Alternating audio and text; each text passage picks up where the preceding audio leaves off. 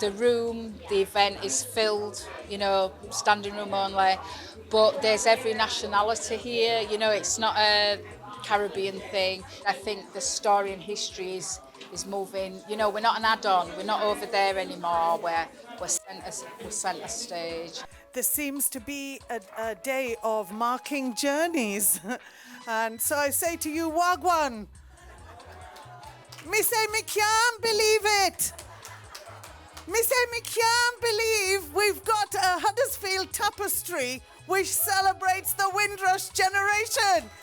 And today is the rehearsal for the 80th anniversary, which is coming up in 2 years. It's such a significant occasion. I've never seen our national and local history presented like that before in Kirklees, and just to see some of the images and, you know, some of the reminders of the struggles, but how far we've come, some of the achievements. We have members who were part of the Windrush Generation.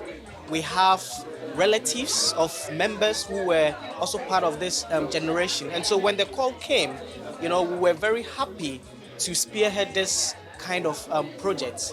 It is about reliving the history. This is a journey that we're on. This is a journey which has been a journey of identity, of relationship, of belonging, and of justice, ultimately. The tapestry is absolutely wonderful. It's been such a joyous event. I'm learning stuff from the tapestry and the banners that I didn't know before. I think having the QR codes where you can go in and dive a lot deeper, you know, I think it's wonderful, and it'd be great to see it out there, sort of circulating around different venues. The Windrush Tapestry 2026 on tour is exactly what it's for. We want this in schools, we want this in churches, we want this in local community centres, locally, regionally, and nationally, and who knows, internationally. It means an awful lot to Kirklees and our communities. People need to know the history behind Windrush and the people that came over originally. This must never be forgotten. And if we can get it out into schools and colleges, community buildings, it needs to be done. It brings that story to life for perhaps a generation that are starting to not hear the stories as much. It keeps that alive, but also because it's so mobile, it goes into other communities and educates people and starts conversation. I think it is very inspiring, reminding us of our history and what we have gone through. And I hope this event will inspire us as a generation to do more. Well, just looking around and see all these photographs and from the 70s and coming up to the 90s, and to see all what achieved through Windrush, it's wonderful. And I believe the TV company in Huddersfield here and the Adventist Church doing a great job to let the world know it's not just Kirklees. Well, I think it's really powerful, isn't it, to see that over the years, you know, you've come, you've worked, you've suffered, you've struggled, you dare to dream, you dare to hope, and for an exhibition to be built around those struggles, it's one of determination, but it's also one of resilience. Our church wouldn't exist today without the Windrush Generation, right?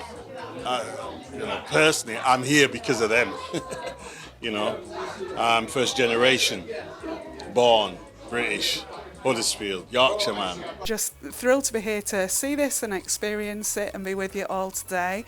I was saying to someone earlier, Windrush Day is my favourite day of the year. It genuinely is. It's always just lovely to see the joy and to appreciate the perseverance is something that always comes up. So yes, thank you indeed everybody for having me. There's links to other communities and the challenges that they had coming over, and there's differences as well, and so capturing those experiences and learning from them and understanding where we're at today as a society. That people for whom Windrush is a word get an insight into the story and the magnitude of what Windrush is for us.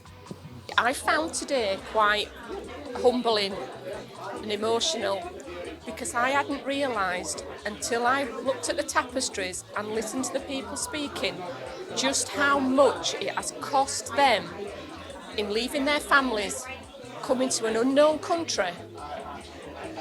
And I'll be honest, I have not thought about that, but I feel humbled to be here today.